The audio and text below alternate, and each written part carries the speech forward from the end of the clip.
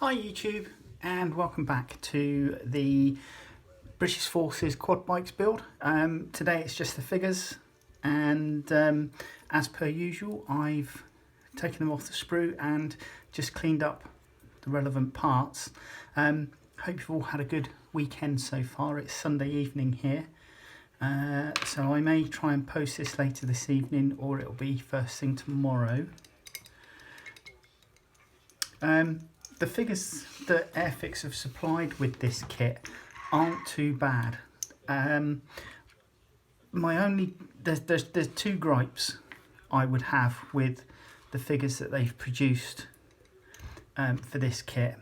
My first gripe being that I'm disappointed that they didn't include a personal weapon for every single soldier in the kit. Because at the end of the day, as an armed forces, a former armed forces soldier, I know that it doesn't matter if you're, riding a quad bike, driving a car, or sitting in the back of a warrior. At the end of the day, you've all got your own personal weapon, and it's a shame that these haven't been replicated here in this kit for every single soldier. Now I do need to just check placement of the arms on the sit-in figures on the quad bikes. So as I was saying, I'm disappointed that they didn't include a personal weapon for every single soldier in this kit. But it's not the end of the world. I'm kind of hoping that there might be out there a aftermarket kit that provides some other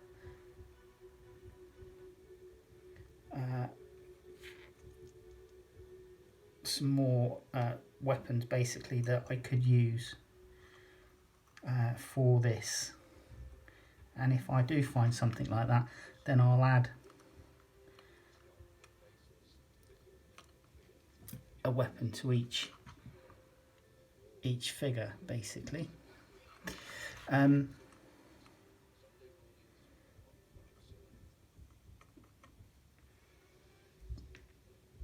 So when you're doing these crew figures on the bikes, it is important to obviously have them sat on and then try and match up the arms and hands with the controls on the vehicle. Now, I don't know how the heads are going to look. So actually that's not too bad, I'm happy with that. So that's the first one. This is the second crew figure. My other gripe, as I was going to say, is I'm a little bit disappointed that, again, Airfix have chosen to model all the pouches onto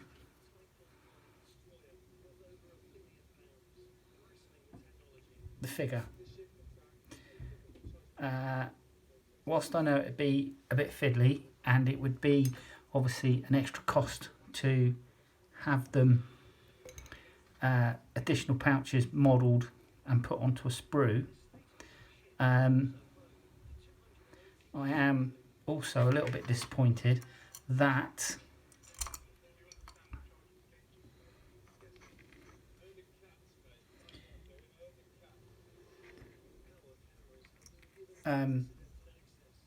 we don't have that option to tailor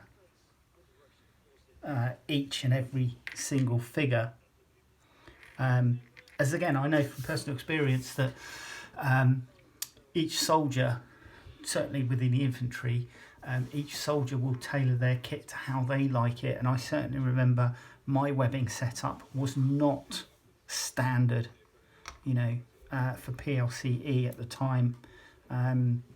I had purchased some aftermarket pouches from a shop in Aldershot called HM Supplies to just basically tailor my webbing as to how I wanted it. And I had my ammo pouches on the left, and then it went into a water bottle pouch, then some admin pouches around the back, another water bottle pouch, and then a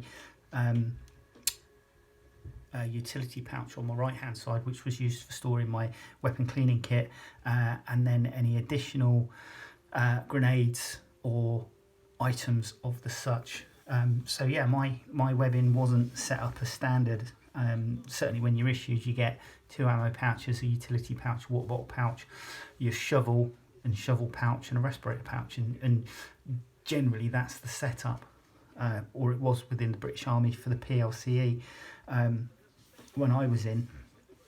But as I say, once you pass basic, you tailor it to how you wanted, and I used to have my setup so that I could fight for 24 hours on my webbing and the contents of my day sack without my Bergen. So it's a shame that Airfix have not utilised, you know, the inclusion of separate pouches within the kit.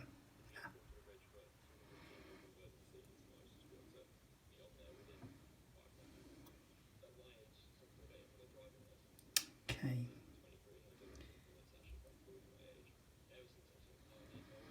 So the figures themselves, as I say, they're not too bad. I have had a bit of an issue just getting to grips because of the light colour of the mould, this kind of like bluey grey material. I've had a bit of an issue just seeing the mould seams on the kit. So what may happen is when I come to base coat these, I generally base coat any figures that I do, I generally base coat them in a black aerosol spray. So when it comes for me to do that, I will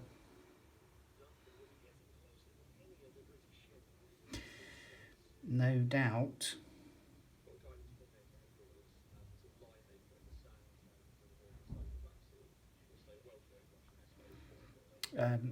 have any seam lines that I've missed, which I'm sure I have done. I will no doubt have them present themselves to me, and I'll probably just need to touch up the lines that I've missed, and then just go over with a acrylic primer, just brush on an acrylic primer to get the right coverage before I go into a full paint.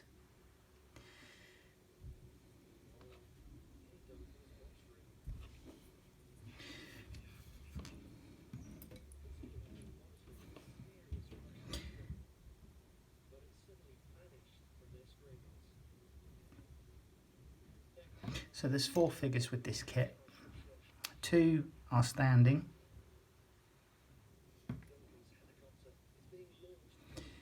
and 2 on the cruise. Now I always, whenever I'm doing a standing figure, I always like to put it on the base, as it gives some stability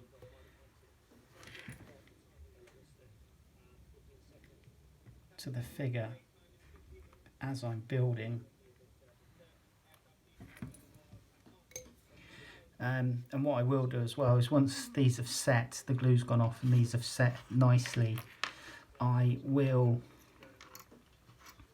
endeavour to score the base before I use PVA glue to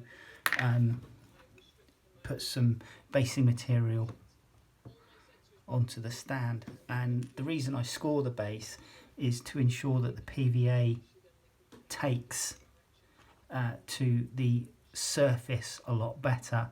I've had issues in the past with some items that I have done where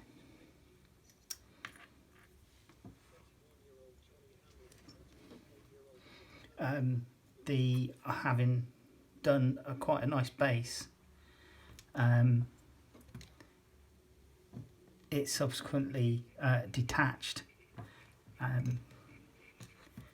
because I hadn't scored and presented a surface for the glue to actually take to.